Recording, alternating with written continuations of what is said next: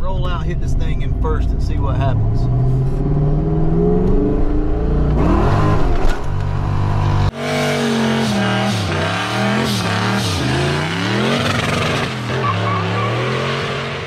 All right, so I get asked all the time, what are some good budget heads, a good budget option for my Foxbody, something that doesn't break the bank and makes plenty of power. Guys, I'm gonna show you my favorite budget head right now. It's on the Retrofoc.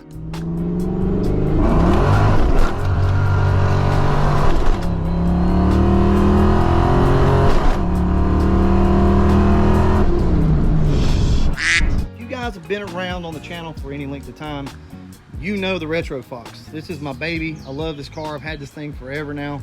It's probably what kicked off my channel. Well, this car, for what it is an absolute screamer. I mean, this car is impressive by any standard. If you get in this thing and I take you down the road in it, it's an impressive car. Is it the fastest thing you've ever been in? No, probably not. But it's definitely something that's going to kind of raise your eyebrow a little bit and kind of make you like, damn, you know, how much power does this thing make? This is probably the best street setup for a daily driver that I have come across yet. Berger's is a close second. This car, he drives it every single day. These are small heads. So these are the SVE 170cc heads. These were the first generation heads that come out when LMR first brought these out. But those heads started life on this car in this garage when it was a stock bottom end. So it had the 170cc heads and the trick flow stage 1 camshaft, 14 gears, and an AOD. Listen, this thing was a blast. I'm telling you now, I've got some video footage of it, but I was extremely impressed with it. So that was one setup. Then we went turbo. Guys, we're gonna hit it from second gear. Should be pretty good.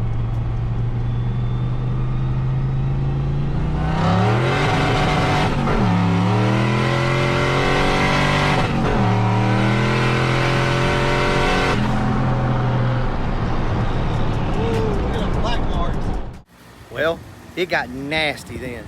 So we had the turbo on those heads, and this thing, guys, we were at 16 pounds of boost for a long time.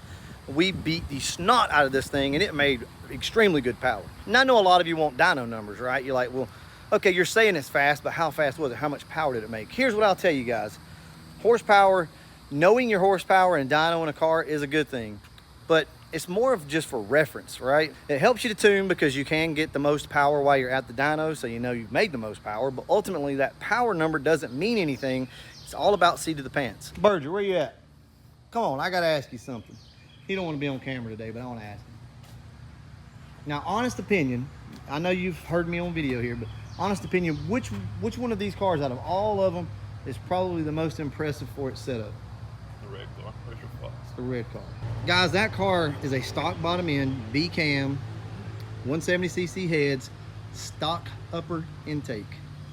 It does have the Hartman, I guess, upper, but the stock lower intake down here. Nothing's ported, none of that, with a blower. This thing makes 11 pounds, and that's it. Yes, they are a cheaper head price-wise, but I'm telling you guys, if you want something to drive on the street every day that has good low-end torque and makes tons of power on out there, I can't do anything but recommend these. And LMR did bring them back, but I'm going to tell you right now, I'm going to give you a combination that seat of the pants will blow your freaking mind for what it is. It's what I said earlier, right?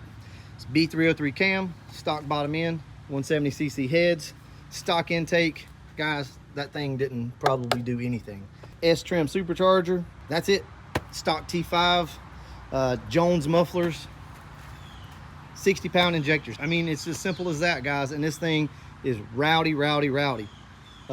This car has a bigger blower on it and more head. And to be honest with you, the Retrofoc is the more rowdy, the more fun car. Everybody that rides in this thing is blown away by it. I don't know what it makes horsepower-wise. I have no clue. Maybe 400, 420, 440, 450. I don't know. It feels like it's somewhere around about 440, 450. If I had to guess, it's probably not that much, but whatever. That's why I don't get caught up on horsepower numbers, because it doesn't really matter. Something else I want to talk about though is we got the LMR Cruise-In coming up, right? Well, this is going to be a little different. This is going to be special. So this is going to be the 25th anniversary celebration Cruise-In. So this is going to be a big event in Texas. It's going to be November the 16th. I want you guys to come out check us out. It's gonna be a blast. We'll be talking about that more here soon. Also, I want to do a giveaway for some products from LMR as well. Most of the time, these things fare pretty good. You don't always have to have them. The armrest pads are the big thing, but if you do need these, LMR now makes them, and guys, they are high quality. Check it out. We got all the hardware, the brackets, everything else that's gonna come with it. If you wanna have a chance to win these, all you gotta do is check out our next live stream where it'll say giveaway of some sorts. You can come in there and win these. I guess we could kind of give them a little hint what's coming up. We got a little something. So before I wrap this video up, I want to give you guys a little taste of what's coming up for Berger's car. But first, a quick little recap, if you don't mind, talking about Berger's car. So a lot of people don't know, man, but you've had this car for what, like 7 years? Yeah, since like 2016. Yeah, he's had this car for a long time. And yes, Berger is young, but you got this thing, what, when you were 15 or 16? Something like that, right? Well, they decided they were going to build it. It was a stepdad's car, right? And then he's not really a Ford guy, so. No. So basically, Michael ended up with it, and y'all put a turbo on it, and it just never really ran right, ran hot, and things like that, right? So for years, Berger could never really truly enjoy the car. Well, we finally got it over here, and him and Andrew worked on this thing, pulled it apart, put new head gaskets on it, and put a supercharger out here on this car.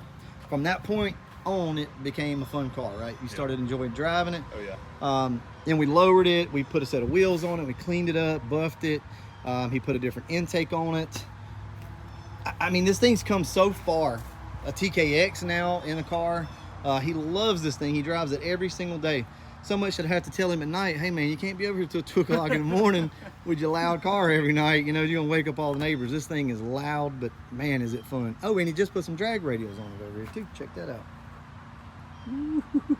But things are about to change. Pretty drastically, right? Yeah. Pretty drastically. So things changed around here real quick. We were sitting here talking. We were gonna do, we don't wanna tell him yet.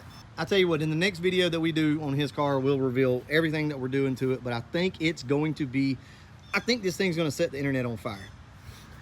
I mean that. I told him, I said, I think this car is gonna be just ridiculous when people hear it and they see it.